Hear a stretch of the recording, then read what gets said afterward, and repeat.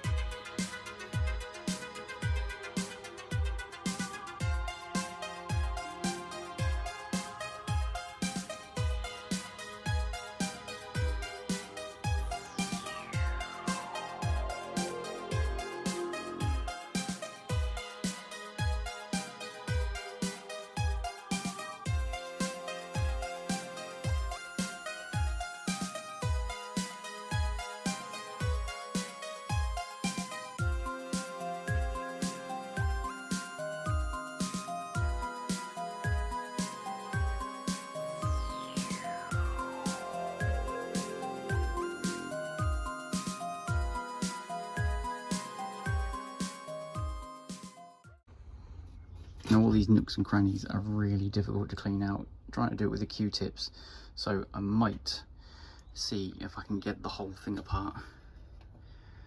Let's see, still not be able to get into some nooks and crannies in there. I mean, overall, it's starting to look a lot cleaner, but there's just little bits along the top of the roof here, very difficult to get to. So I'm going to try and detach it all and see what we can do from there. So these are almost like pop socketed in, so once they're in, the hooks underneath it expand to the plastic and they're very, very difficult to get off. I've seen a few videos on a few people trying to do similar sort of things. So same with this one, this is pocketed in the bottom here, and then it's screwed in at various sections along the side there. So we'll see if we can get it off that way. Thinking about putting it into the bath, see if we can loosen the plastic a little bit. So the idea is just basically just soften the plastic with a nice bit of heat. This bath was piping hot, and then afterwards I took a few flathead screwdrivers, a few chisels, and just tried to poke them down into the various little gaps here to get the clips on. Now, the clips on the top of this are not too bad. They actually do come out, and if you remove the screws from the front panels as well, again it all relatively comes quite loose. I forgot to record that bit, me taking the screws out. But the main worry is obviously putting too much force or pressure on these. I've seen other restorers going too far with these things, and literally the plastic just snaps and flies away. And I think the main issue for me, or the concern for me, was these little pop sockets that appear just here. Just a tiny amount of force, and I was starting to warp the plastic. You could see these little marks starting to appear. So I basically abandoned this and decided just to carry on with good old-fashioned elbow grease.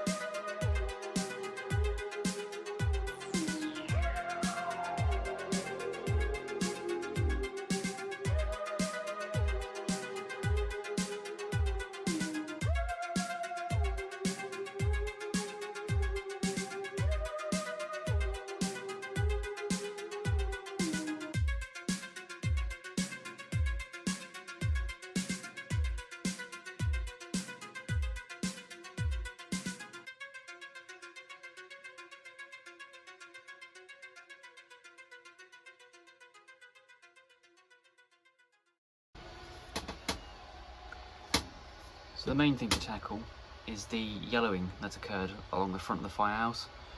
It's just the whole section of it has just been out in the sun for a number of years. So to tackle that, what we're going to use is this cream peroxide. Now it's usually this is just a blonde peroxide that I picked up from the local supermarket. It's 12%, and literally it's just a cream base. What we're going to do is we're going to smother it all along the front of the firehouse, and then we're going to wrap it in cling film. Now you can either wrap it in cling film, put it in a plastic polythene bag. It needs to get the sun for a good 48 hours. At the moment it's glorious weather out there, so we're not going to waste the opportunity for that. So we're going to smother this on, wrap this around the cling film. That just stops it from evaporating in the sun really quickly and actually lets it clear off the yellow stains from the firehouse.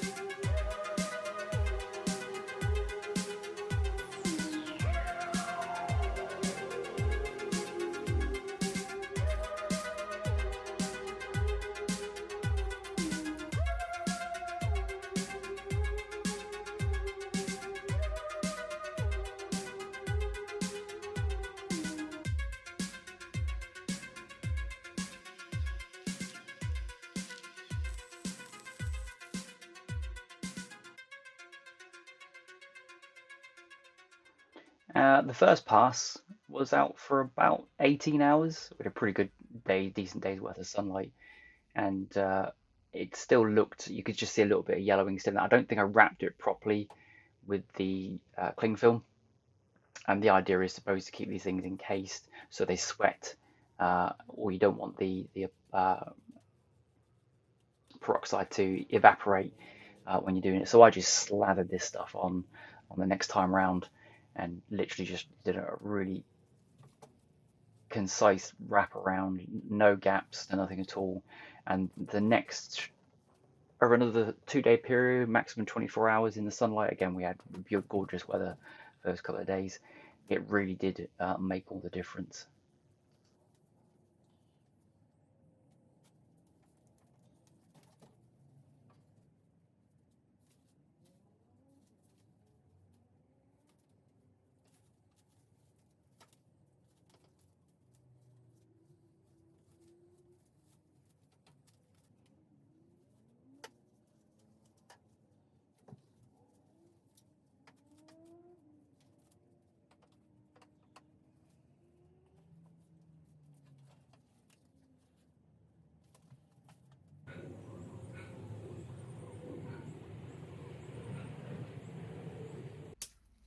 And then the moment of truth. This bit was really satisfying, cutting the actual toy out of this shell it had been encased in for a couple of days. But as you can see, the yellowing is still a slight little bit left, so I did do one more pass after this, but it really did do it justice in the end. I was very, very happy with the overall outcome. And then just clearing off all the excess epoxy, all the epoxy, the yellowing basically just sweated away onto the cling film, but also little bits of residue left on the actual surface itself. So I gave it a good scrub and a clean up, and then just continue to give it a good scrub down with these Q-tips, with the magic eraser, and some of this sugar soap, and it really did come up an absolute treat in the end. As you could, every little nook and cranny you could find, I spent weeks just going through each of these different passes, and eventually the grime started to dissipate, but there was still plenty on there even after a good couple of weeks worth of scrubbing. As you can see here, this is some of the nasties that were left behind.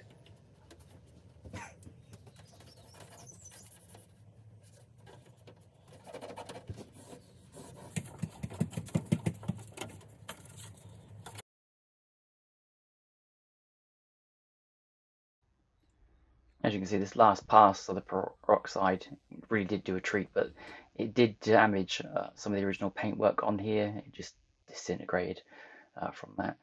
But one of the other things I wanted to tackle on this restoration as well is some of the scuffs that are along the edges, just some little marks from plastic marks from other figures, or it's been knocked, and just literally just a very fine sandpaper moving up the grades. I think I started on about 400, 600, 800.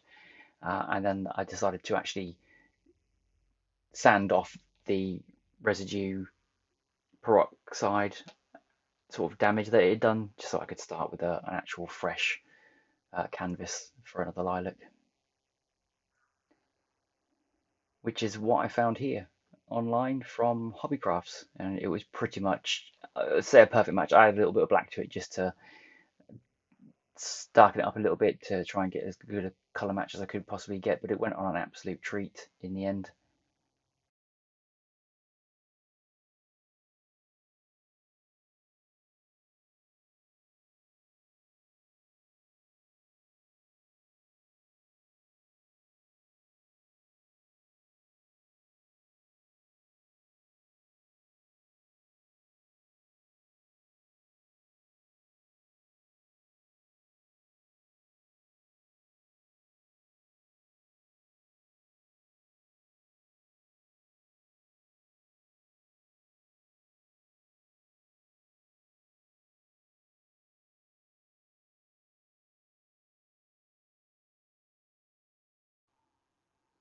And then lastly, you just finish it off with some matte varnish just to seal that in. one of the main things I would want to tackle was this nasty little chip that had occurred from its previous owner. So I snapped it off and then just give it a good clean off with some white spirits, first of all, to get rid of any of the old glue residue. And then again with some more white spirits on the actual broken section as well, again, just to get rid of all of the excess glue that's was on from the previous fix on there. And then on to the actual gluing itself. Fine, just using a nice little cut off cocktail stick with a little bit of glue on the end of it, and just gently just rub along the edges. You don't put too much glue on it then, it's not excessive enough. And then you could do that same process on the actual main toy itself. Just apply a tiny little bit of glue on the end of a cocktail stick, rub that on the actual edges themselves.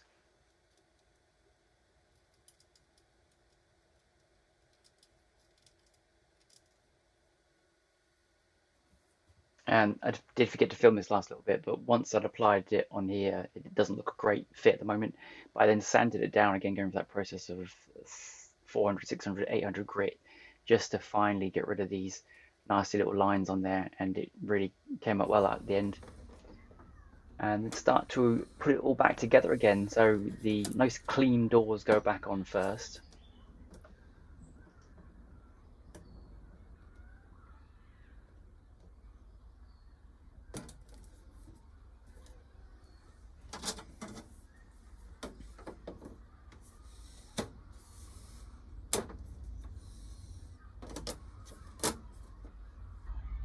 And then it started to tackle some of the missing parts. The first piece I tackled was the Ghostbusters sign. Nice 3D model on Thingiverse that I found there, all the right size, all work been pre-done for you. So I printed all that off and then found some of the stickers on an online resource as well. I'll put the links in below if anyone's interested. And then just fitted this all back together for the first section that was missing.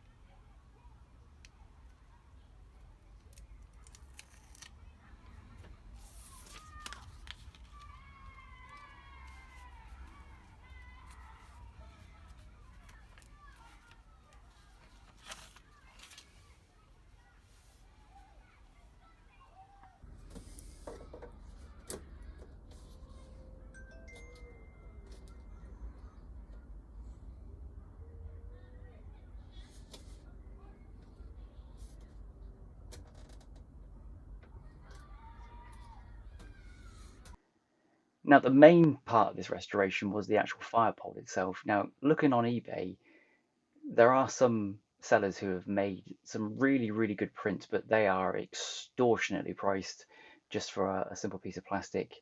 And I just didn't know where else to get them from. I was trying to bid online, and they just weren't. The actual pole sections are not available. So I ended up 3D modeling a part of them myself.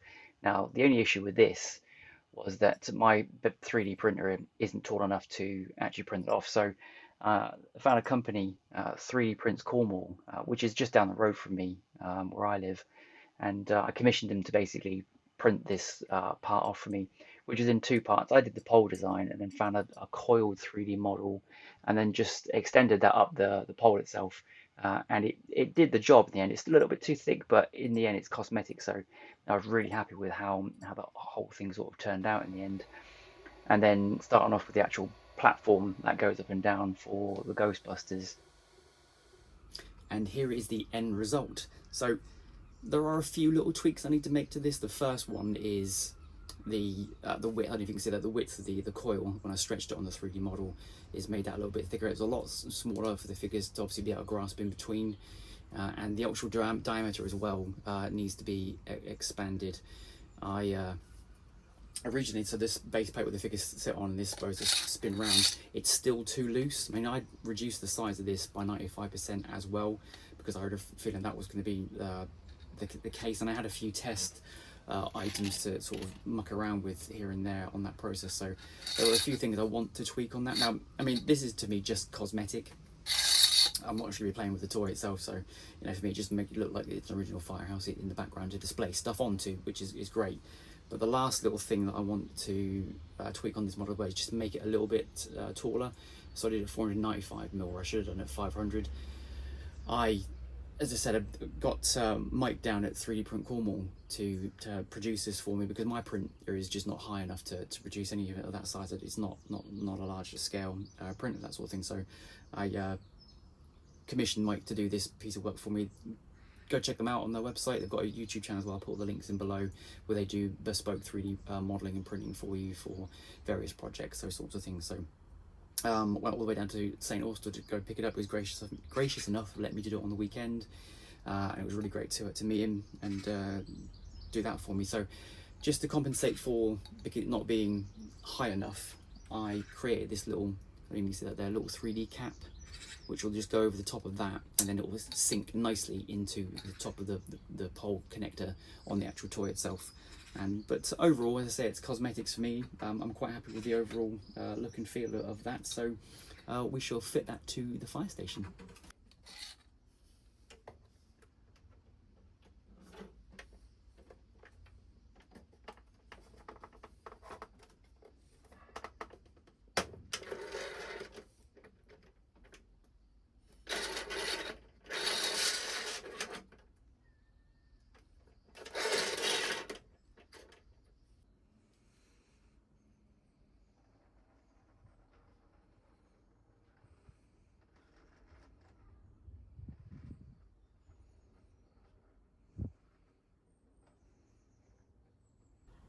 There we go, it's finally finished. Super happy how it's turned out. I mean, it's taken me months to get to this stage.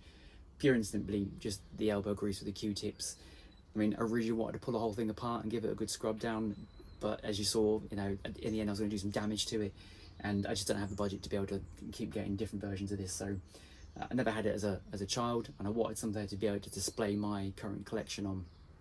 So I finally feel like this is my fire station now. See, that other person's remnants are all gone.